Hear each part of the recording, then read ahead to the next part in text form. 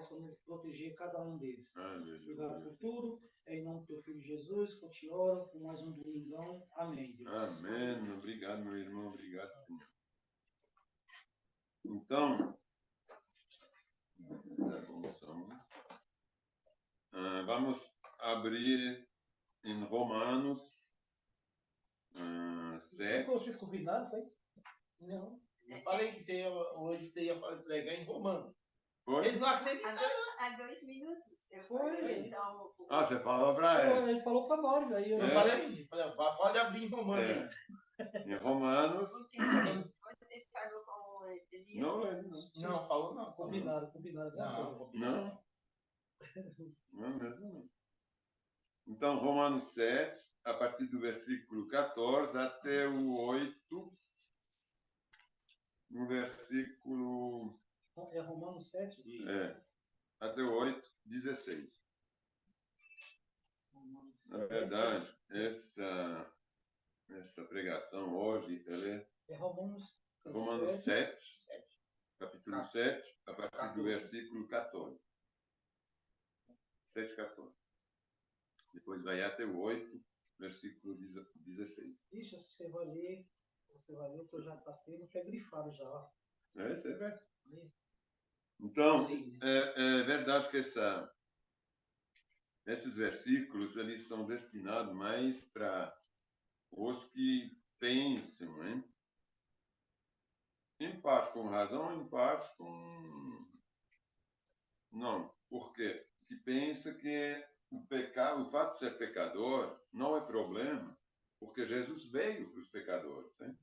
Tem muita gente que acha que como o pecado vai habitar até o fim da nossa vida, não dos tempos, mas da nossa vida com a gente, Jesus ele veio justamente para isso. Então, se a gente para de ser pecador, a gente não precisa mais de Jesus. Então, ele veio para salvar os pecadores, então está tudo bem se eu continuo sendo pecador. Não é um raciocínio que tem até bases, hein? Mas vamos ver se é realmente assim, porque não é bem assim, né? A gente imagina que não é bem assim. Vamos então ler lá nesses versículos, bem explicado por Paulo, porque Paulo, o apóstolo, ele fala nesses versículos que ele está lutando, hein? Porque ele quer fazer o bem, mas que ele não consegue, porque o pecado habita nele. Então, ele não consegue fazer o bem. Então, tem muita gente que pega esses versículos isoladamente e fala, não, o próprio Paulo fala que ele está tentando não pecar, é que ele não consegue, porque o pecado habita nele e é que por isso Jesus veio. Então, vamos ler. É um pouquinho filosófico o início, mas depois, lendo no 8, a gente vai entender muito bem que Paulo não estava falando mesmo isso, não. Estava falando outra coisa, que a gente hoje é liberto desse estado de pecador. Eu estou fazendo um resumo para a gente entender melhor, porque quando a gente vai lendo, parece um pouquinho complicado, porque é um pouco filosófico na maneira que ele apresenta o pecado. É o bom pecador. Vamos ler. Romanos 7, versículo 14. Aí ele compara aqui, antes, rapidinho, ele compara a lei com versus a graça, hein? Versus a Jesus. Isso. Aí é muito importante também, porque a gente poderia pensar, se a lei ela nos justifica, ela porém não nos salva, hein? Ela não nos justifica, mas se a lei ela nos demonstra o pecado, é que a gente poderia, na época, através de sacrifícios, ser purificado. Ela não chega a purificar para a gente ser salvo, como a gente viu na última pregação, né? A gente viu que a lei purificada do pecado, mas não até a salvação. O problema não é a lei, pois ela é espiritual e boa.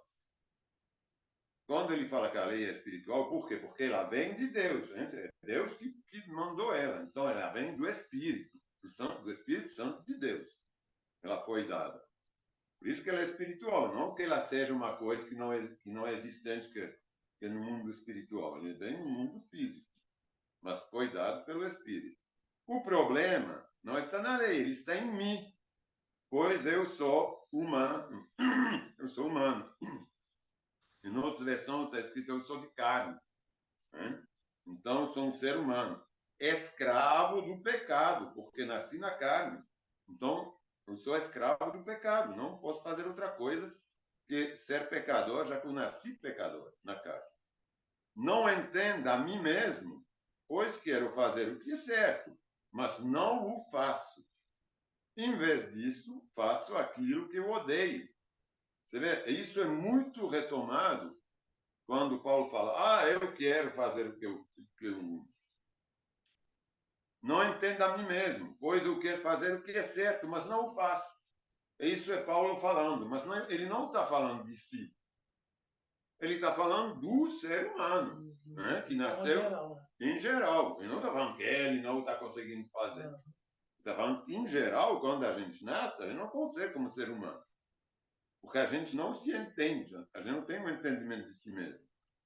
Em vez disso, faço aquilo que eu odeio. Isso é bem os humanistas. Os humanistas são assim. Eles querem sempre fazer o bem, e são chateados quando não conseguem fazer. Mas isso não adianta em nada na vida deles. Hein? Não adianta, porque isso não salva.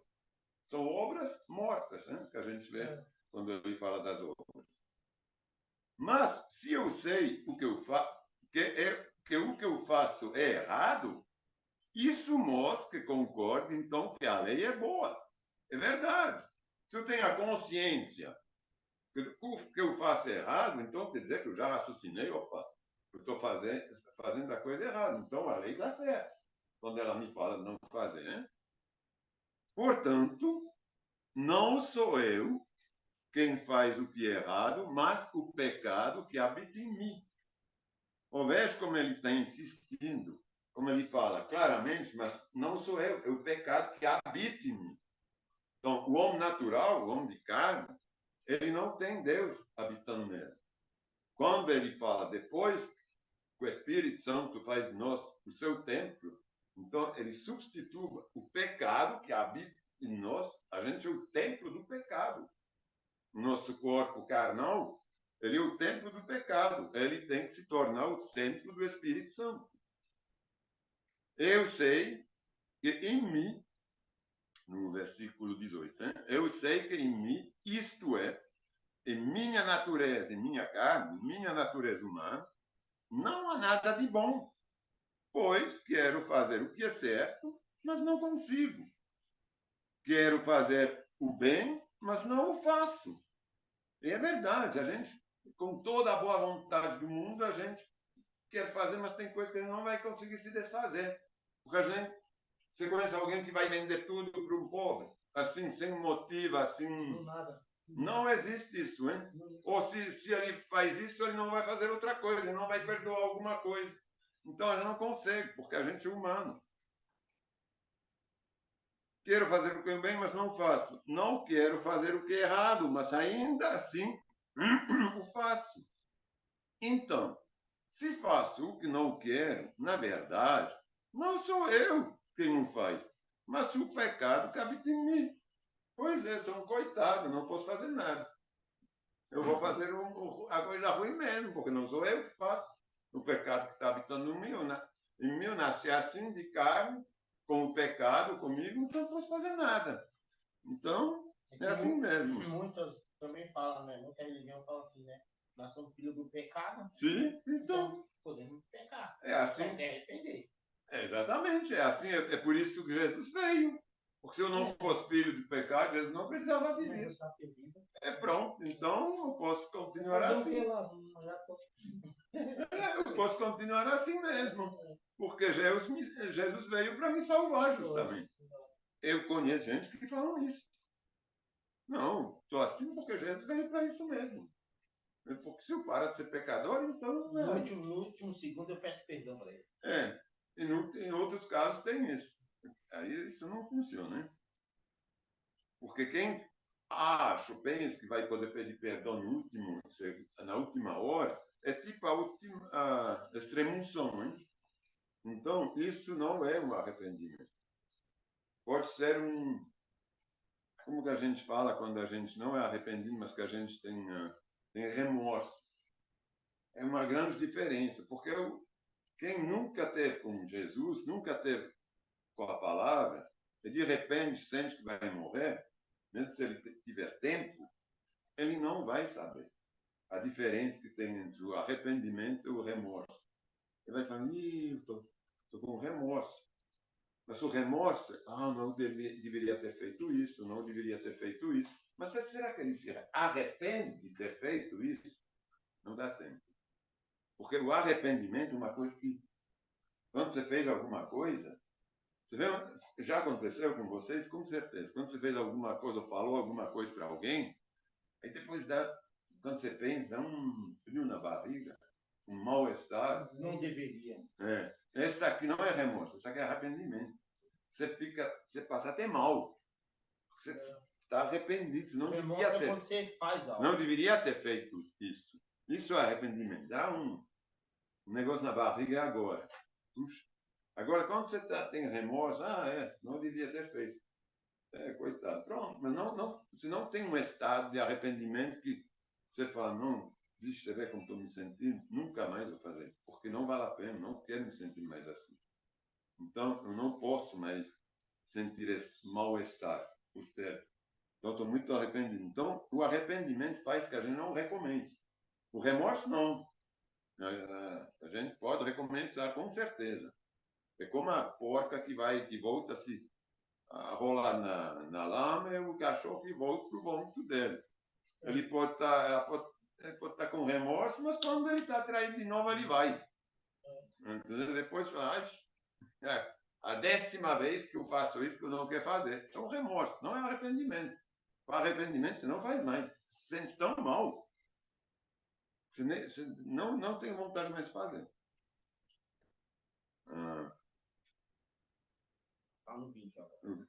Então, se eu faço o que eu não quero, na verdade, não sou eu quem o faz, mas o pecado que habita em mim. 21. Assim, descobri esta lei em minha vida quando quero fazer o que é certo. Percebo que o mal está presente em mim. Você vê como ele está falando? É uma lei, praticamente. E é verdade, eu descobri esta lei. Porque ela é de todo mundo. Ela é uma lei do pecado, do capeta. A gente nasce sob essa lei. Ninguém escapa nessa lei. Não há ninguém que não esteja submissa a essa lei do pecado. Ela vem com o ser humano, é como uma lei. Não tem como escapar. É uma lei que não é divina, mas do capeta. Mas claro que ela é divina porque ele é soberano, mas é por rebeldia. Hein? Assim descobri que esta lei em minha vida, quando quero fazer o que eu sei, percebo que o mal está presente em mim. Amo a lei de Deus de todo o coração. Contudo, há outra lei dentro de mim que está em guerra com minha mente e me torna escravo do pecado que permanece dentro de mim. Você vê que são duas, é a lei de Deus e a lei do capeta. É a gente, por causa do Adão, que obedeceu na lei, na fala do capeta, a gente agora está submisso a essa lei, a essa praga, hein? Quem me liberta? Aí ele fala, quem me libertará desse corpo mortal dominado pelo pecado? Como precisaria ter um corpo de glória agora, não mais de carne, hein? Para poder estar livre? Porque essa carne que me atrai. Graças a Deus, a resposta está onde? Em Jesus Cristo, nosso Senhor. Na mente, quero de fato obedecer à lei de Deus, mas por causa da minha natureza humana, sou escravo do pecado. Mas ele está falando claramente aqui. Quem me libertará, então? Como que eu posso ser liberto? Ele fala a ele mesmo, a resposta está em Jesus Cristo, nosso Senhor. Até então não tinha como. A lei antiga não conseguia, só a graça. Graças a Deus, a resposta. Pela graça de Deus, a resposta está em Jesus Cristo, nosso Senhor. Porque na mente eu quero de fato obedecer a Jesus, a Deus. Mas no corpo, na minha natureza de carne, ela me chama para outras coisas. Aí eu sou escravo do pecado. Aqui a gente vai continuar ignorando, que a gente passa no outro capítulo. É melhor para o entendimento, né? A gente vai ignorar qualquer subtítulo que vocês têm. O número 8 também, a gente continua. Sou escravo do pecado. Agora, portanto, já não há nenhuma condenação para os que estão em Cristo Jesus. Pois em Cristo Jesus a lei do Espírito que dá vida. A lei do Espírito que dá vida os libertou da lei do pecado, que leva à morte. Essas duas leis agora, como elas vêm em se contrapor, bater de frente. Agora, portanto, para quem está em Jesus, não há mais nenhuma condenação, pois em Cristo Jesus a lei do Espírito que dá vida os libertou. Os libertou. Quer dizer que a gente não é mais escravo. Se a gente for libertado, não é? Os libertou da lei do pecado, que leva à morte. Então, a gente não vai mais ter essa morte, essa segunda morte, na verdade. A lei não era capaz de nos salvar, a lei de Moisés, por causa da fraqueza da nossa natureza humana. Por isso, Deus fez o que a lei era incapaz de fazer ao enviar seu Filho na semelhança da nossa natureza humana, pecaminosa, e apresentá-lo como sacrifício por nosso pecado. Como isso é bem explicado. Deus ele não somente enviou o Filho dele, mas ele enviou ele com a nossa natureza. Ele ficou igual na natureza humana. Ele nasceu de uma mulher, ele viveu na carne. Então, o que a gente sente, ele sentiu. Ele não era diferente, ele nasceu normal, de um parto normal, de carne e osso, com sangue. Ele só não foi gerado como um ser humano. Mas ele, como ele fala, de fazer ao enviar o seu filho na semelhança da nossa natureza, igual à semelhança da nossa natureza humana, pecaminosa, e apresentá-lo como sacrifício por nosso pecado. Então, ele se sacrificou por nossos pecados de todos. Com isso, declarou o fim do domínio do pecado sobre nós, de modo que nós agora não seguimos mais nossa natureza humana, mas sim o Espírito. Possamos cumprir as justas exigências da lei. Como ele fala agora. Com isso, declarou o fim do domínio do pecado. Então, todos que falam, não, eu sou pecador, o pecado vive em mim. Não, acabou. É só se converter. É só se entregar a Jesus Cristo.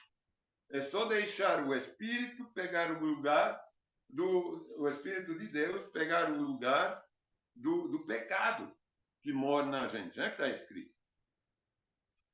Com isso, declarou o fim do domínio do pecado sobre nós, de modo que nós agora não seguimos mais nossa natureza humana, mas sim o Espírito. Possamos cumprir as justas exigências da lei. Assim, aqueles que são dominados pela natureza humana pensam em coisas de natureza humana. Mas os que são controlados pelo Espírito pensam em coisas que agradam o Espírito. É muito simples. Uma vez que a gente morreu para a carne, que a gente morreu junto com Jesus, que a gente ressuscitou uma nova criatura, como está escrito em outros lugares, claro que tem que passar por esse processo. Um processo do arrependimento, da conversão, do arrependimento e do batismo. Isso tem um caminho, para a gente poder ter essa autoridade. Ser morto, que a nossa carne realmente não controle mais nosso espírito, mas que seja o contrário. nosso espírito que controla nossa carne. Portanto, permitir que a natureza humana controle a mente resulta em morte. Mas permitir que o espírito controle a mente resulta em vida e paz, resulta em vida e paz. Pois a mentalidade da natureza humana é sempre inimiga de Deus. Como a gente vê aqui, a paz, ela não é uma coisa que a gente encontra assim. Você vai ver lá? Por favor. A paz, ela é uma coisa que vem de Deus através da regeneração do ser humano. Não, ela não é, não pode buscar lá em sei lá o que, filosofia. Ela é através da regeneração. Está escrito aqui, é muito claro.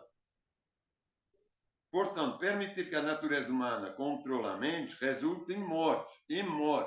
Mas permitir que o espírito controle a mente resulta em vida e paz.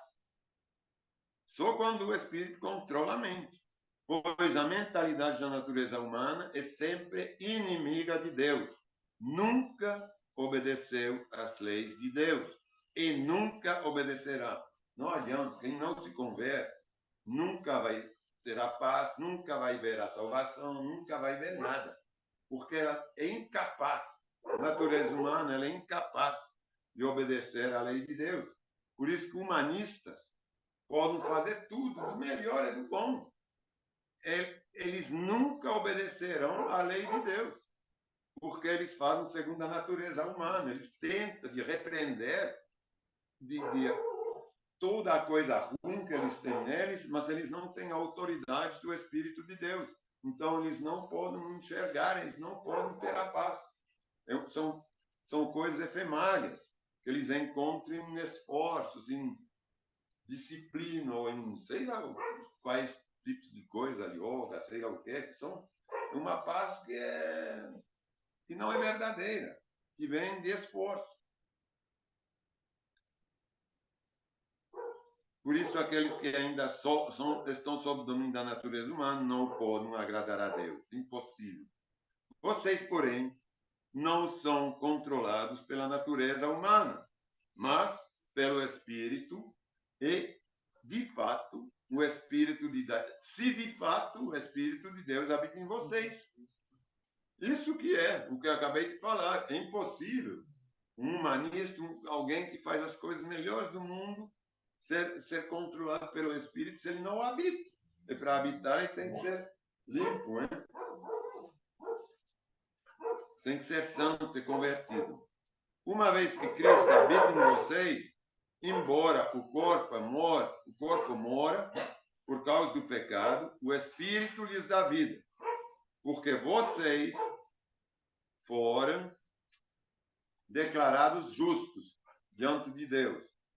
E o Espírito de Deus que ressuscitou Jesus dos mortos habita em você. Por quê? Porque nós fomos declarados justos diante de Deus. E se o Espírito de Deus que ressuscitou Jesus, então, dos mortos habita em nós, o Deus que ressuscitou Cristo, Jesus dos mortos, dará também vida a nosso corpo mortal, sob forma de corpo de glória, hein? Por meio desse mesmo Espírito que habita em você. Portanto, irmãos, vocês não têm de fazer o que sua natureza humana lhes pede. Portanto, irmão, vou repetir, vocês não têm de fazer o que sua natureza humana lhes pede. Então, quem fala, não, eu faço isso, não posso ser diferente, é assim. Isso não é verdade. Isso não é verdade, porque aqui está claro que, portanto, irmão, vocês não têm de fazer o que sua natureza humana lhes pede. Porque se viverem de acordo com as exigências dela, morrerão. Então, quem quer continuar, insistir a fazer segundo as coisas da carne, fala, não, eu sou pecador, é assim, assado. É bem claro aqui. Ele vai perdoar? Não, não vai. Ele não vai. Isso é porque ele é justo. porque seria uma grande injustiça se ele perdoasse quem pecou a vida inteira, é que esse elemento fosse no mesmo lugar que eu. Que eu acredito que eu vou num outro lugar. Esse 12 aí da minha fala assim, ó, portanto, irmão, estamos em dívida não para com a carne, mas não para a carne, para que vivemos sujeito a ela. Amém. Não, né? A gente não pode viver sujeito a ela. Entendeu? Porque se viverem de acordo, quer dizer, sujeito à carne, com as exigências dela, morrerão. É simples. Se, contudo, pelo poder do Espírito, fizeram morrer as obras do corpo, os desejos, né, da carne, viverão, porque todos que são guiados pelo Espírito de Deus são filhos de Deus. Então, basta ser guiado pelo Espírito de Deus para se tornar filho de Deus. Porque quer dizer que todos os que não são guiados são filhos do diabo, como está escrito nas epístolas de João, né? Nas cartas de João. Ele explica bem quem é filho de Deus, quem é filho do diabo. Se somos seus filhos, então, de Deus, então somos seus herdeiros e, portanto, co-herdeiro com Cristo. Cristo não morreu, ele não herdou do reino do céu quando ele morreu. Quando ele morreu para nós, ele nos deixou herdeiros também. Ele não ressuscitou agora, ele está lá. E a gente, quando a gente morre, não vai para lá porque a gente já herdou do reino de Deus, porque nós nos tornamos co-herdeiros. Se somos seus filhos, então somos seus herdeiros e, portanto, co-herdeiros de Cristo. Se de fato participarmos do seu sofrimento, participaremos também da sua glória. Amém. É isso justamente que eu estava falando. Se a gente participou do seu sofrimento, quer dizer, se a gente realmente morreu a toda a obra da carne, é que a gente ressuscitou nova criatura com Jesus Cristo. Porque senão a gente não vai participar dessa glória. Glória a ti, Senhor, muito obrigado por essa palavra. A gente realmente quer que o Senhor seja nosso Deus e nosso Espírito. Senhor, eu te agradeço por esse tempo contigo, por essa palavra. Eu te agradeço porque a gente vê nesses versículos claramente, Senhor. O Senhor veio para os pecadores, mas para a gente poder ser mudado, para a gente morrer para o pecado e renascer para uma vida santa, em glória, com a nossa alma já contigo, Senhor.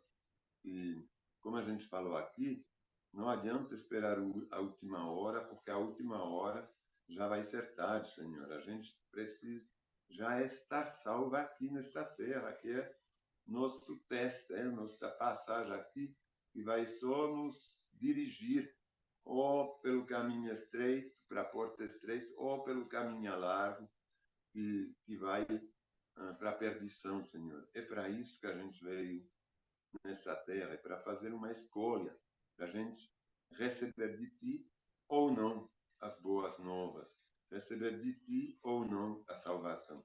A gente escolhe, Senhor. E a gente te dá graça porque o Senhor se entregou, morreu no nosso lugar.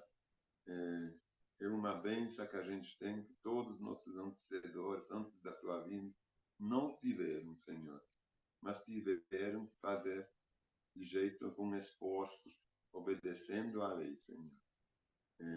E isso hoje é uma libertação que você trouxe para a gente.